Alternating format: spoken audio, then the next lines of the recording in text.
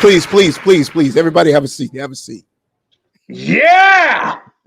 Welcome to the Tech School podcast brought to you by DSDT, powered by DSDT. Carlos, I love that opening. That Yeah, was right. fabulous. Yeah, Yeah. feels like you carry your fans with you everywhere you go. It's like you're Rocky in the ring. Yeah, yeah, yeah. How are you today, my friend? I'm doing well, my good friend. Just busy as all heck. Mhm. Work, holidays coming up, more work. Ay, ay, ay. But hey, those are positive things. Right. Okay. So let me just get into this real quick. Right. Go for it. So I heard you talking today about the experience of having to make macaroni and cheese. Can you Yes. enlighten us a little bit? Okay. Well, you make it from scratch. First Right. of all, Right. just get that out the way. Look, I have nothing against Kraft or Mhm. Velveeta. I have nothing against any of those kinds of companies. Okay. Just saying. But when you are making macaroni and cheese for the family during the holidays, Hmm. you make it from scratch. You go buy the cheese, you go buy the macaroni, the butter, the milk, the salt, the pepper, the sour cream. Darn it, that's what I forgot to get. I forgot to get that yesterday. I have to go get the sour cream so it doesn't all clunk up and whatnot. I thought I got everything. Ah, So okay, so oh, go ahead. no, no, no. So is this something you normally wait like to the night of to do, or is this like all of a spur of the moment thing? No, no, no, no. I make the macaroni and cheese for the family for Thanksgiving. Okay. I'm in charge of that task. So in years past, I've made the mistake because I've been too busy. I let it slip away from me as far as running that errand to the store to get the ingredients until that Tuesday or maybe that Wednesday before Thanksgiving. Okay. And so when you go to the grocery store, either Tuesday or Wednesday before the holiday, Okay. everything is gone. You can't Right. find any noodles. You can't find the kind of cheeses you want. It's just you're oh my goodness, I have to go to this store and that store to buy this cheese here and that cheese there and Mhm. whatnot. So I was at the store yesterday after I got off work. I was in the afternoon on Monday, and I went to go get some non-food items. Okay. And while I was there, I said, let me just stroll by the food section over at Meijer. And once I got over there, I saw all the boxes of macaroni noodles. I saw all the different cheeses I wanted. A 7 cheese macaroni and cheese, by the way. Just saying. 7 cheese. 7 cheeses, Man, 7 different cheeses. listen, I only thought there were two: American and Swiss. You mean to tell me there's five others I didn't know about? Oh, wait a minute. Carlos, don't play with my emotions. Don't you do that. No. You are a brother from Arkansas, a southern dude. I know you know about homemade macaroni and cheese. Yeah, the cheese came in the box with the noodles. Hello, Kraft. So you're a professional macaroni maker. Yes, sir. So I said, look Okay. here, let me go ahead and get everything I need right now because a week from now, night before Thanksgiving, this won't be here. None of it will Right. be. Right. So I went ahead and get it all out the way a week in advance. It's in the fridge, it's in the cabinet. We're good to go. But I have to go and get the sour cream because cheese can sometimes clunk up. So you throw a little sour cream in there and smooth it out a tad bit more. So Now I'll go ahead see, and get that. I tell you, just by hearing that explanation, all of a sudden, I think I want you to make the macaroni and cheese for my Thanksgiving too. Okay. I, Right? I take that task with pride. Hey, listen, guys, comment in the chat box if you want Josh to make my family Thanksgiving macaroni and cheese. Yeah, Right? I'm only making the macaroni and cheese. You almost said dinner. I was like, well, wait a No, we don't. minute. No, no, no, no. We don't need you to handle dinner. Just macaroni and cheese. If we Okay. can say, I don't know, if we just give me 10 yeses. If I get 10 yeses, maybe I'll be able to bribe him into doing it. Okay. He already Okay. has the ingredients, right? That's up for discussion. I think I may have bought an extra box of macaroni noodles, so I may be able to hook up a little something for you and Jamie. Go ahead and make that good to go. So one of my comments is that, listen, you just don't let anybody make your mac and cheese. That is a fact. And Right? so you go to someone who knows you get 5 to 7 5 to 7 different cheeses and the Okay. homemade macaroni and cheese. Well, my good friend, we already have a few yeses in, so I will tell at the end of this broadcast as to whether or not we got the specified 10, All so right, that I can perhaps get you to make me your world famous mac and cheese. Oh yeah, you And know. I'll let you know these yeses are coming in. I just want you to know. Oh, they're coming in. All right, all right. They're coming in. Gotcha. Hey, look, my mother's from Montgomery, Alabama, and she trusts me to make the macaroni and cheese. Okay. All right. Well, Yeah. well, at least somebody trusts you. No, okay, so now here's a funny. Now, 1 year, and this 1 year was an anomaly. It was abnormal, where I tried to do something different. Mhm. I was aiming for being different. Let me stress that out. I was trying to be different. Okay. I put goat cheese in the macaroni and cheese. What the? Hold on now. Yeah, I know. That was just a mean pivot. And so my mom tried it and she said, go back to making it the way you were and don't ever do that again. So is goat cheese anything like cow cheese? More or less. Right. Yeah. Listen. I've been to a Whole Foods quite often, and I've seen the various cheese they had over, but goat cheese, no, I'm fine. It was again. Sometimes we all try to be a little too adventurous. Mm-hmm. I own it, and I'll never do it again. Thank you. Thank you. Thank you. Thank you. No problem. Thank you. Never again. Never again. Carlos, what do you cook for Thanksgiving? What are you in charge of? I'm in charge of the eating. Got it. Period. Yeah. Period. I eat. And Well, maybe, and I might be in charge of karaoke and bingo. But other than that, my wife, she burns.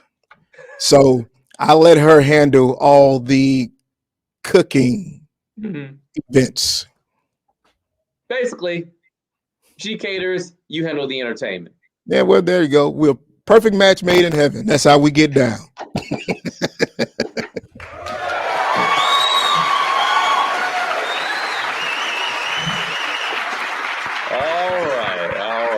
All right, my friend.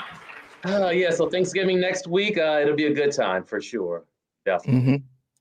In the meantime, though, my friend, we are joined by Cody, an instructor over at DSDT, to talk about drone technology.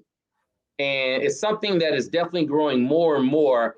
Let's bring Cody in and get into the conversation, because something we want to talk about is the U.S. and the Air Force and Drone Racing League expanding their partnership as global drone space rockets expand. I mean, like this, what is going on with this?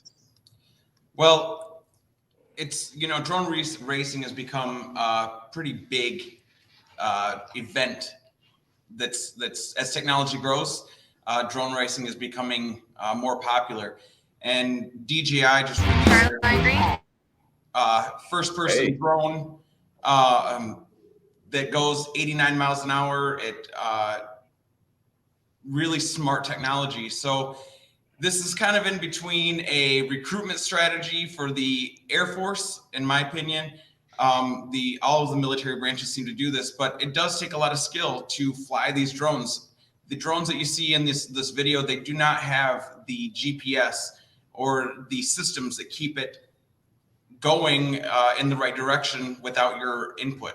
So this is a good way for the Air Force to find individuals who have the skills to make these quick changes. I'm curious, like, what kind of training goes into racing a drone and you made the point a moment ago, Cody, to make sure they don't crash into each other? A lot of practice, mostly. I've seen a lot of videos and I've seen people actually fly these things. And it's so technical. They're barely moving their fingers at all, and they're able to make this drone do amazing maneuvers and tricks.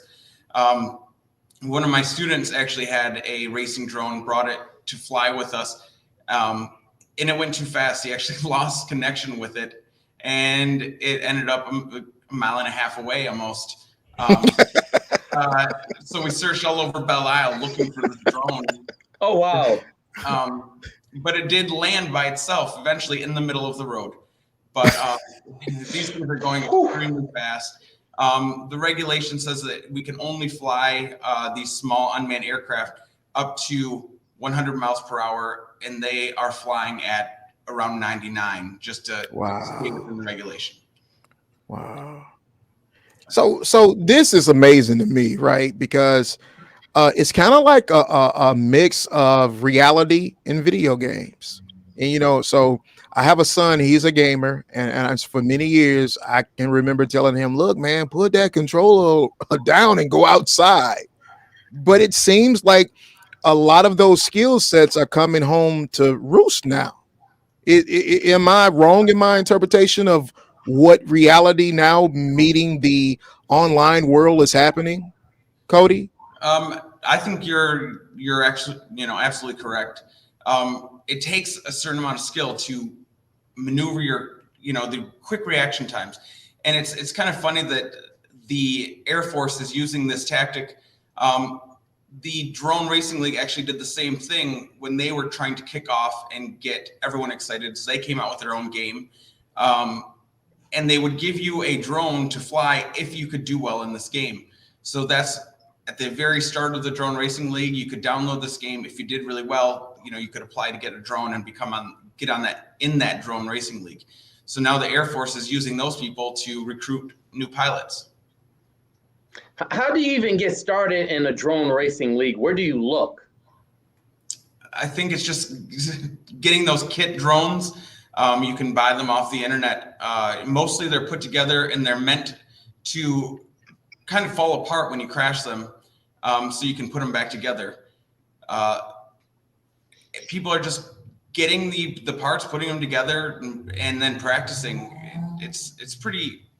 There are some crazy videos online you can watch. People flying through amazing obstacle courses, flipping upside down. The new thing is 4K drone videography with these racing drones, and they're diving down the side of buildings in the middle of Russia.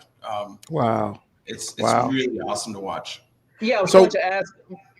Go ahead, Carlos. I'm sorry. No, so one of the things that I actually noticed about the piece was that they were talking about by the year 2026 that the drone industry, or whether it was the racing portion, would be upwards near, I think it was 56 or 58 billion dollars. I mean, it's like, I think Josh and I need to start our own drone racing league, right? I can hire DSDT drone students with their Part 107s to come out and fly for us, right? Right. I mean, yes. I'll help you guys out, create this, but you can make sure everybody has their license. Right, exactly. The technology is getting crazy, and that's what I love about it. I call this, emerging technology, because this really is emerging, and it just continues to grow. There's always a news article every day about something else that they're doing. The drone corridor they're creating in Detroit, between the Willow Run Airport and the Detroit Metro Airport. Detroit wants to become the leader in innovation in the automation industry. So we've got Ford building their autonomous vehicle plant just down the road from us. And the drones, they want to do the same thing with the drones when it comes to Detroit. Okay, hey, I want to interrupt for a second because we do have a question here. Is there a major difference between learning to fly a drone by yourself or by going to school for it? That's a common and fair question. It's pretty easy to fly these new drones. With my drone, I'm connected to 13 different satellites. I'm very accurate positioning system. The problem is, if you want to make money with your drone, you cannot do that unless you get your certification. So even if you're flying with the Drone Racing League, you are flying for money because you can, get prizes or money. So you do have to have that certification through the FAA. Okay, Do I need a permit to fly a drone? To fly a drone, no. Anybody can get a drone and fly it. You do have to register your drone through the FAA, but unless you are planning on making money, this is a venture to make money, you do not need a permit to fly that drone. You just have to make sure you're not flying in restricted airspace like around an airport or military installation. Okay, so pretty much for pleasure, you get to do as you please for the most part. But for profit, there are certain rules. Right, exactly. It's the intent of the flight is what the FAA says. So if you go out and you plan on only flying for fun or for enjoyment, and you catch something crazy happening, you are able to sell that footage. But it's as long as the intent of the purchase or of that flight was for fun and not for profit. Got it. What is the age range of people racing drones? I've seen kids as young as 13, 12, 13. And I mean, usually tops out around 45. I think it does have something to do with the video game use, learning to use these controllers from a young age. So do you mean that I'm actually, okay, so you guys know, whether you know it or not, next week is my birthday, right? So next November 22nd is going to be my birthday. So by all account, I think Cody just said that I'm too old to actually fly the drones. Is that what you're trying to tell us, Cody? In the drone racing league, in that drone racing league, you can fly a drone all you want, but I don't know if you're going to have the skills to compete with these young video game players. Okay, all right, I'll take that. Here's another question. How can I get my hands on a drone? I want to try too. Hey, where do you go to look for a drone? Well, you can come take a class at DSDT. There you go. Fly drones here in the class. We have several drones. We go out and fly around Detroit. Getting that experience is essential to know if you want to do this. And with all the jobs that are opening up, it's a great place to get an opportunity to learn. Cody, I'm sorry, Josh. I just keep stepping. Cody, isn't there a new DJI drone or something? That's what I was excited to talk about. The DJI Mavic 3 just came out. It has I think 48-minute, don't quote me on that, but around 48-minute flight time per battery. It has a Hasselblad camera. It shoots in 5K. This drone is phenomenal. The thing I like about it is, like I said, the high resolution and the extended flight time, because it's terrible when you're flying around getting a great shot and you have to come back because you have to change a battery out, and then maybe you lose your light. The other thing that is really great about this drone is the new improved sensors for obstacle avoidance. So you can have this drone follow you through the woods and it will miss all the trees, goes around them, and stays with you using the computers on board. Wow. I'm just curious, Cody, when we were talking about drone racing, I'm going to get back to classes students can take in a moment, but I'm just curious, where is this very popular? You mentioned something about Russia, but what about here in the United States also? Where is drone racing events? Where are they held?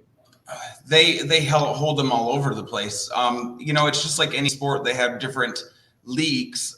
There are some communities that have their own drone races.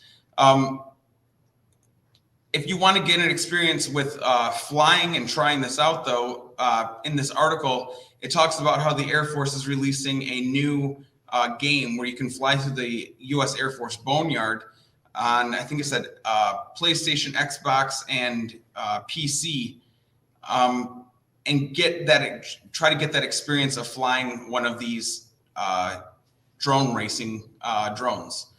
But like I said, the DJI Mavic, the DJI FPV drone, first-person viewing drone is what it stands for. That one flies 89 miles per hour, has over 30-minute flight time, 4K. There's a video online. I'll have to show Carlos sometime. Maybe you can show it. But they were flying over the volcano in Iceland, and they ran right into the lava, like ruined the brand new drone. But you get really incredible shots with it. So that is actually, it goes right into a segue of a question that was proposed. So if they're flying drones into lava beds, right? Right. What's the average cost of these drones? I know you're talking about the new Maverick that just came out, but for the average consumer, what is the cost? It depends on the size and the specifications you want. You can get a Mavic Mini. This drone is less than a pound, about 0.54 pounds, they say. And the reason they do that is you have to register your drone 0.55 pounds and above. So DJI was smart about it and made it 0.54 pounds. These are running around $400 to $500. I still use my original Mavic Pro 1, the first edition. I get great 4K footage, and I think I had a student get one for around $500 to $600. This new one is about $4,000, the new DJI Mavic 3. But, you know, it all depends on what you want to do with it. Okay. All right. All right. So another segment or topic in the news this week was about the new giant drone that carries one passenger. Were you able to take a gander, or can you give us some information about what this whole fiasco is about, Cody? Well, this is actually a company that is really smart with how they're building the drone. They're building a smart drone. It's not just something that you go up and try to fly first time and expect to do a really good job. It has the computer and technologies that are required to make sure you're safe. So it automatically gives you a cushion of air beneath you. It knows if you're getting out of control and will fix it for you. But you're limited to a 20-minute flight time. That's the only issue with it. They say it's not about transportation, it's about fun. Do you know what I can do in 20 minutes? I'm just saying. Now, quite naturally, as I was saying earlier, my birthday is next week. In case anybody of importance is watching this, this is that gift on top of the list that I was being asked about this morning, circulating around the office. I would love for someone to put this in my stocking stuff. Or more so, in his driveway. Well, yeah, I definitely take it in my driveway. I am just literally blown away with this. Is it something that I would have to have a Part 107 in order to operate? Part 107 is everything below 55 pounds. So this is not Part 107. Most likely, with ultralights, you don't need a pilot's license to fly, and that's what they are considering it, according to this article. You may end up requiring what is called a sport pilot license, which is just below, a regular pilot's license. It's less strict. But if it's an ultralight, you may not even need a license, and you wouldn't be doing it for money. You'd just be doing it for fun. So, and some good insurance, hopefully. Like Priority Health or Blue Cross? Blue Cross. Hey, but I am curious, are there any classes at DSDT that will teach the technology about this kind of drone that can carry a passenger? No, not really, not yet. This is something that, like I said, it's emerging technology. So these are the things that I've been, researching and trying to get a lot of information on, because I do think that it's the future of technology. It's the future of transportation. With the new autonomous vehicle plant going with Ford, I think this is going to be the future for Detroit. Which drone has the best range? Best range. Well, for users, these drones, you have to fly within 3 statute miles when it comes to the FAA regulations. So that's the limit. The range on some of these drones, they say, are 4 miles. So that's outside of that FAA, the FAA pilot rules. So most of the new drones can fly quite a long ways, but they're small. So you're supposed to keep this visual line of sight, and if they're small, you're not going to see it over 800 feet. So that's one of the issues with it. Something else that was kind of interesting about the one-person drone is that in New Zealand, they've just started trials on transporting individuals in an air taxi. So they're starting to use an electric drone basically to transport passengers. It's the owner of, or one of the owners of Google's, this is his baby. So they're going to actually allow people to start flying in these drones, basically drone taxis. So it's another cool thing that's coming out of this. So this is kind of like what they're doing in Miami, right? Yes. Miami-Dade, where they are attempting to build like an infrastructure for drone technology, cars, cargo, the whole kit and caboodle. I'm kind of wondering whether we would see something akin to that in the Detroit ecosystem. I mean, any word as to whether or not even Ford would possibly be promoting something of this kind? It's under construction right now as the drone highway going from the Detroit Metropolitan Airport to Willow Run Airport, and I think it's going to be coming this way. So I think they said there was something like 6,000 acres of open development land that they're using. They've already gotten approval from the local communities and local officials. So with a lot of investment, they've already started construction on this drone highway. This kind of goes along with everything that's becoming autonomous. I saw the other day one of those delivery robots traveling down by the Honeybee Market near the school, just going down the sidewalk carrying someone's package. Everyone was looking at it, wondering what it was, but it was waiting for traffic and waiting to go across. It was autonomy is, I think, the future, and it can be kind of okay. scary. So that's exactly what I'm saying right there. So I don't get this portion of it, right? So you have these robots that are coming down the sidewalk to deliver food, to deliver medicines, to deliver all these things. But why can't I just go out and tackle the robot and take whatever they're delivering? I'm just wondering, right? Inquiring minds want to know. What are the security measures? That's the question Carlos is getting at. What are the security measures when it comes to drones delivering packages from the shipping facility to the address, to the destination? That's exactly what I was saying too, Josh. Thank you. Well, I'm just trying to make it a little bit more colorful for you. Don't just go grab it, but we're wondering. Like, I just want to make sure my package is going to arrive where it's supposed to if it's being delivered by a drone. Right, because we sit right now, right? It's something new, it's novel. We watch it. All right. So he said everybody was standing around just watching it. All right. Well, at some point, those that are watching it are actually going to go out and subdue it. Right. So are there security measures that are coming along with this new technology as it's being brought to a neighborhood near you?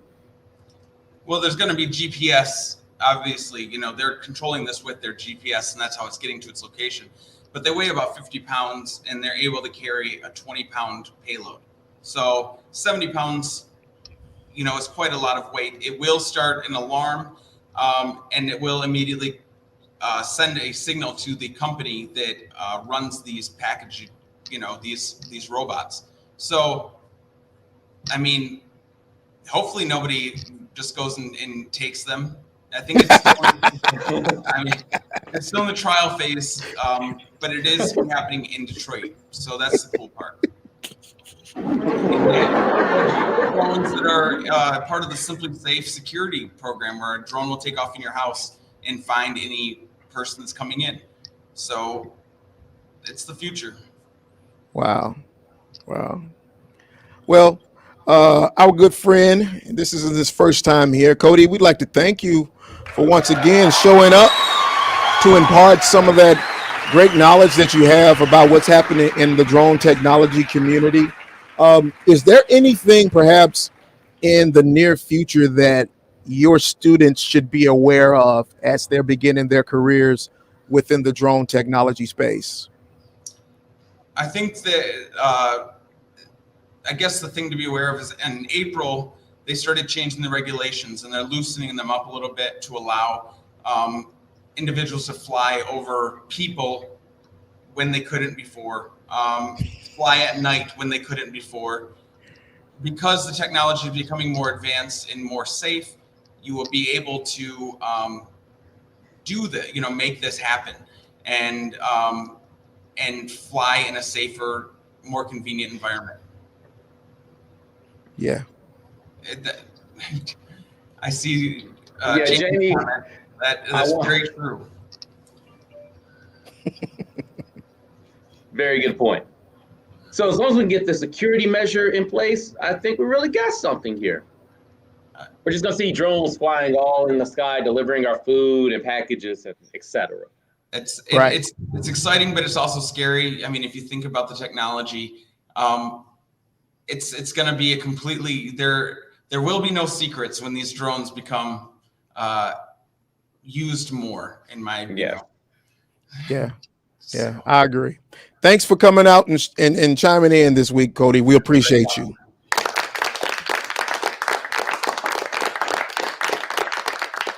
Very good conversation with our friend Cody. So this is the moment in time where we actually take a second to pay some bills. You know how we have to do it. DSDT is the proud sponsor. So we want to make sure that we take care of those that are taking care of us. So on the other side of this commercial break, we have our student alum, Mr. Sean Dutton. Mr. Sean Dutton is going to come on and tell you about his experience with DSDT and what's happened afterwards. All right, so tune in right after this.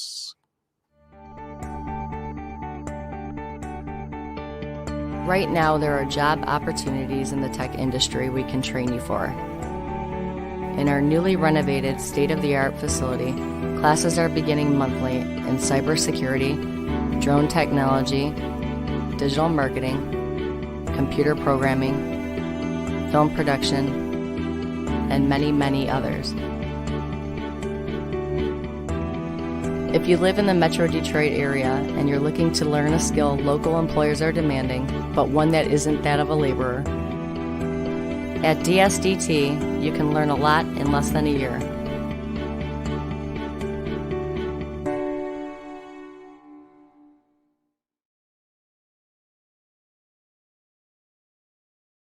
Hello, I'm Jason Stemmer.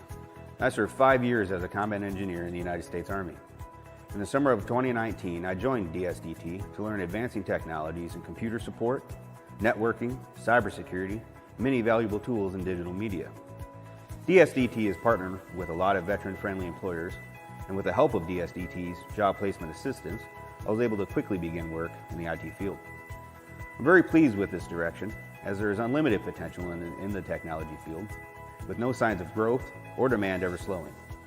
So come in for a visit, take a tour, and schedule a meeting with an advisor. DSDT really changed my life for the better, and it can change yours.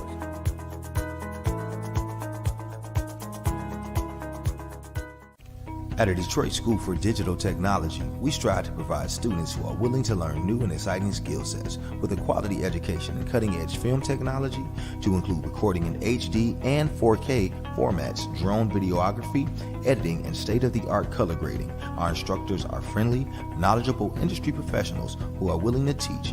For more information, call us at 313-263-4200 or visit us on the web at dsdt.tech.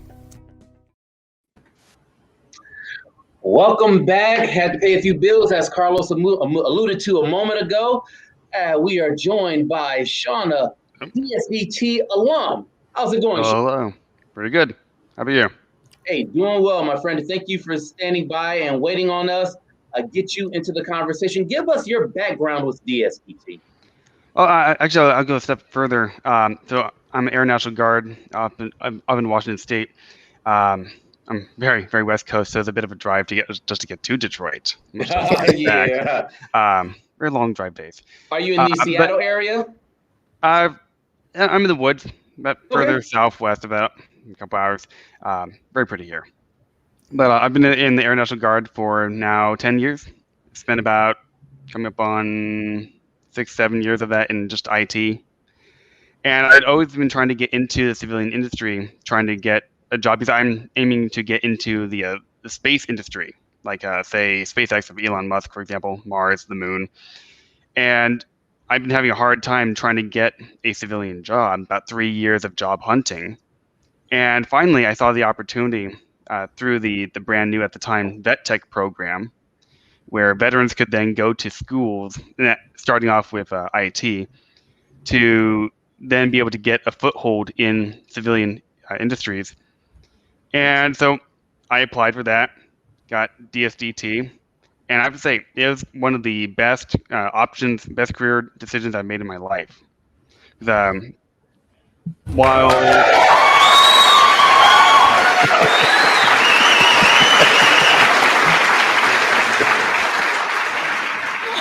while we did have COVID hit right at the end of my time in Detroit, I was there for 3 months for the course there. It did help me get DSDT, not COVID, did help me get my civilian job with Mayo Clinic. I'm actually working for the HCI group, a contractor doing IT for doctors and nurses at Mayo Clinic. And I would say I'm genuinely impressed by their doctors and nurses, the customers we have at Mayo Clinic. They're some of the friendliest people we've ever met. So DSDT definitely helped me get a fantastic job. Beautiful. Congratulations to you. When did you finish up your program at DSDT? That was February of 2020. I started there in November of 2019. And I would say coming all the way over from Washington State, being that far east was kind of a fish out of water type situation. It's a lot snowier, a lot colder there, that's for sure. But everyone at DSDT was very warm and very welcoming and amazingly knowledgeable about their subjects. Like Jason, who showed up in the video there, was my instructor. And I have to say, I was impressed with the knowledge he had. So a little bit of background as well. I have Security Plus through the Air Force, and I've had it renewed a couple times by now over the years. And I've oftentimes found that a lot of companies will only just kind of teach the test. They only really care that you pass because it makes them look good to have those passing numbers. We have DSDT. I found that everybody there, the teachers in particular, care about what you know beyond just the test itself. So like with Jason, he not only found us in my class an opportunity to actually have some hands-on network practice with an actual company, or kind of replacing the network for, I think it's a beauty salon in Detroit. But also he would tell us how the companies actually think, what is important to them, and thus, how do they make their IT decisions? And a lot of schools don't tell you that.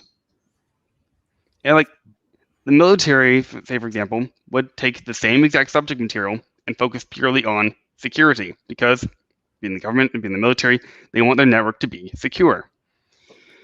And civilian companies, for example, may be focused a bit more on, is it financially possible? And try to come up to some balance between the financial and the security aspects. And so if you're able to find a good, healthy blend of those two, your network can be in a fantastic spot. And I feel that DSDT definitely helped prepare me for that. Wow. Wow. So Josh, see, this is what I'm talking about right here. This is why we do what we do, right? So Sean is a prime example. There was a time when we were simply Detroit School for Digital Technology, and not anymore. We have a young man who traveled all the way over from Washington State to come here to DSDT because of the program was being afforded to him by the VA, the Vet Tech. And, to me, that says a lot about what we're doing here. And I mean, truly, since Sean was probably one of the first enrollments from the Vet Tech program, but now we've had hundreds, and if you think that Sean came a bit of a ways, I mean, we've trained students now as far as Poland, Wow. so the experience that he has is time and time again being echoed. It's not just something that we take lightly. It's not about just simply making sure that our students are able to pass tests, but actually understand what it is that they're learning for the duration of their careers. So kudos to Sean for even being willing to come to Detroit after some of the great things we hear, right? So for being willing to come to Detroit. I mean, Sean, because I can't remember, do you have any relatives or something in the Detroit metro area? They moved down to Florida, and all my Okay. relatives now down in Florida, like one town apart, all the way up the coast. But yeah, Okay. I stayed with them for a part of my time there. 3 months is a long time to stay with relatives, so it ultimately worked out. Got to see a bit more of Detroit as a result. My choice, not theirs. Yeah. So strongly recommend going to Detroit. Anybody who's listening who is thinking about it. DSDT is fantastic, very knowledgeable, very friendly people who go out of their way to help you. And it goes beyond just the course material. Drawing a blank on his name today, but their course advisor actually helped me find my civilian job at HCI Group. He bent over backwards, well beyond the requirements of the school, to try and help me find the job. And we're still in touch today. Good for you. Good for you. Good for you. So ultimately, where are you headed in the grand scheme of your tech career? Well, currently, I'm still in my first year working for HCI Group since I got hired in February. Now, I'm looking at some other tech opportunities, greater tech opportunities, either in the local area or elsewhere in the nation. I would say, though, that anybody in the tech industry, COVID has been kind of an awkward blessing in disguise, because with a lot of people getting out of the industries because they don't want the vaccine, that opens up a lot of higher up positions if you have that vaccine. And so that's a really fast way to suddenly be able to elevate to higher pay, higher quality jobs. And that would help me definitely in my goal of getting to the space industry as well. Okay, so here's a question for you, Sean.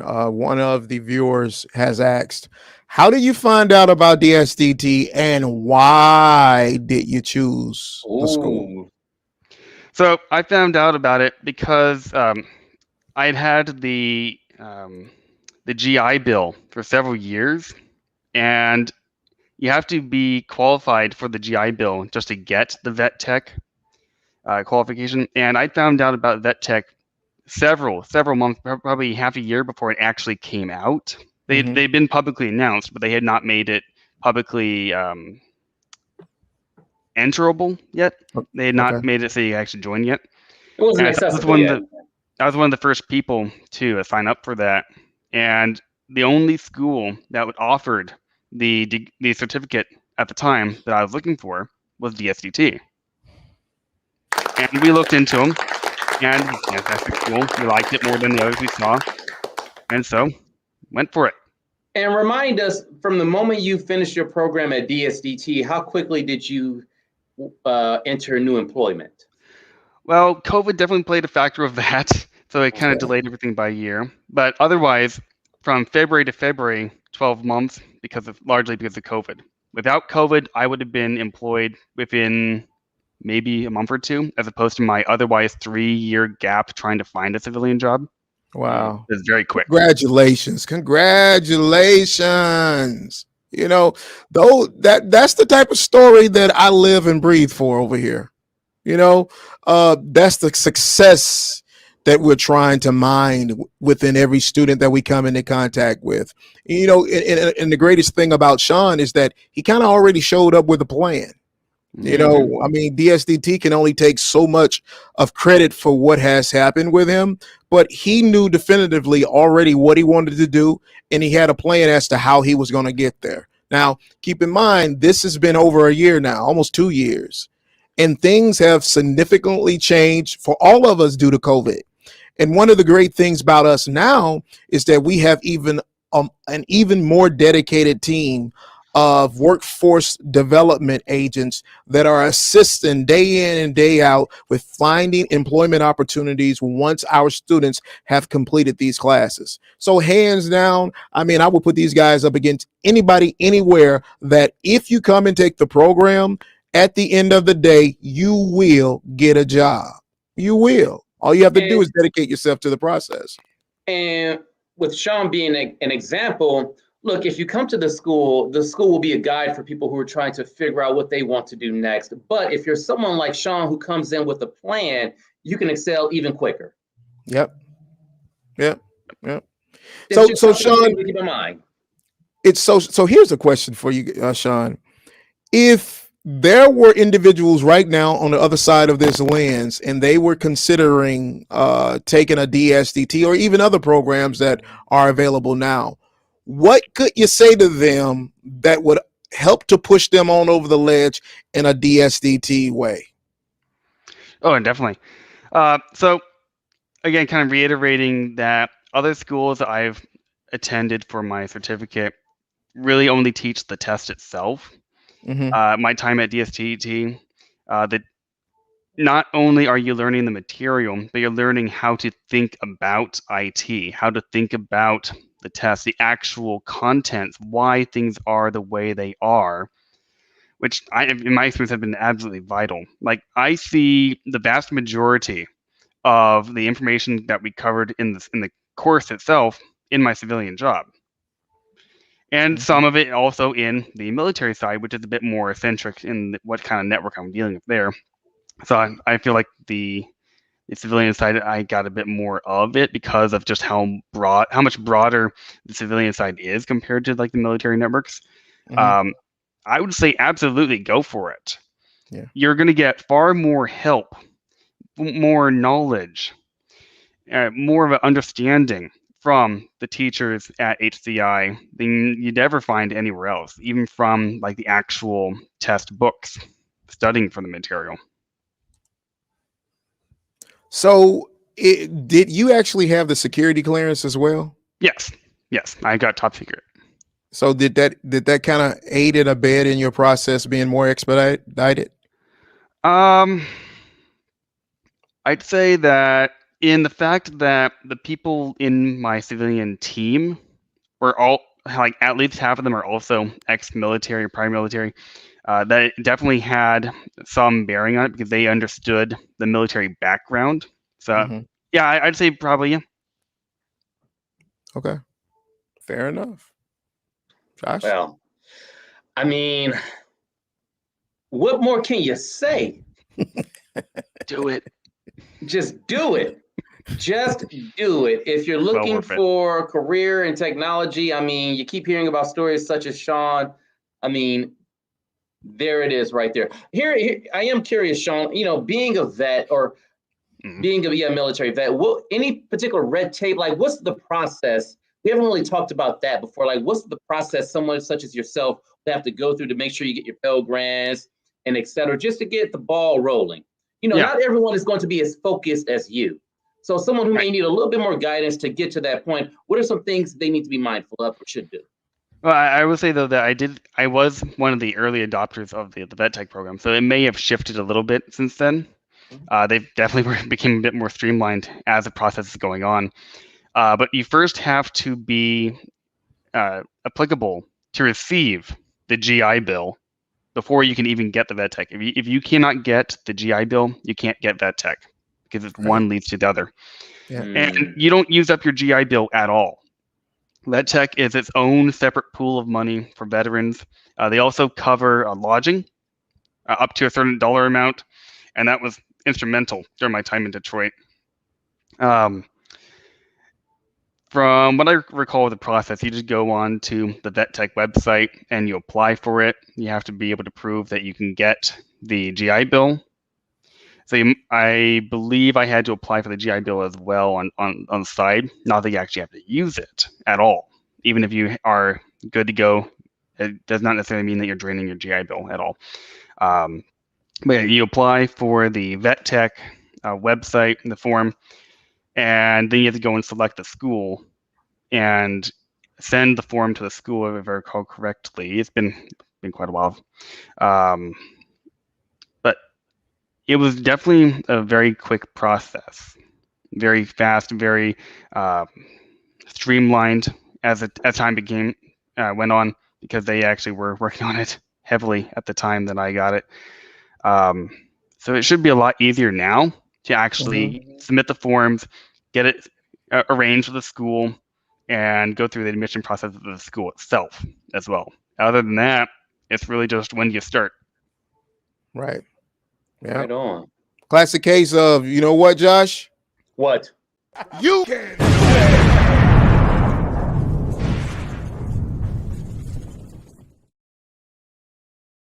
The moment I said what, I knew it was coming. The moment I said it. Sean, my friend, I want to thank you. Thank you for coming to hang out with us today to discuss your experience. You probably are unlike many of the other students that take classes with DSDT now, in the sense that, there was a time when everyone was willing to travel. You said that you actually discharged from the program in February of 2020. Yeah. Well, we all know what happened come March of 2020. The world shut down and life as we once knew it became no more. So we still, and so I mean, just take into consideration, when Sean was coming here, these halls were crawling with students. I mean, it just was a different day and age. And now, for the vast majority of our students, they're all online. They're all online. Wouldn't that have been just that much easier for you to be able to take the program online? Yes and no. Like the home distractions thing going on too. Yeah. So again, I'd like to thank you for coming on to share with us your experience, as well as to encourage many more students who come after you as to why DSDT would be a great choice for them in the careers ahead. My friend, you are appreciated, and you are, like many more, an alum of DSDT. And again, thank you. Thank you. And also happy birthday. Happy birthday. Yeah. It's only a great birthday if I actually get that one-man drone we were talking about in the last segment. Ooh. Well, mine's on the 25th, and I get Thanksgiving dinner every few years for my birthday. Listen to you. I see, now that's another great debate. I want my birthday. I don't want Thanksgiving. They're separate. So combine them. By the way, Carlos, how many yeses did we get? Oh, yeah. Sean, have a great one, and we'll talk back with you soon, okay? Thank you. All right, Josh. You kind of got off. You got off today. You kind of got off the hook. All right. So I would not cheat my good friend Josh. You actually came in half. You only got 5, or I only got 5. Right. Okay. So I got 5 yeses, and the deal was, if I had 10, you would have to make that world famous macaroni and cheese. So I'm not going to hold it to you this year. But remember. We have one more holiday before the year's out. I might have to go out and get my squad together so we can do this again before Christmas. Fair enough. I may bring you a bowl or so. Bring a little something your way. And I will try it out. There it is. If you bring it, I promise you I'll consume it. I promise you I will. Right on. Well, Carlos, a great episode today. Fabulous episode.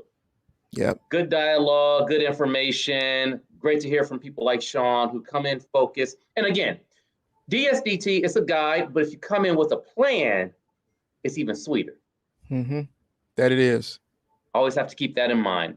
Well, that will do it for the Tech School podcast powered by DSDT. From my man Carlos, happy belated birthday. I am Josh. See ya. See ya.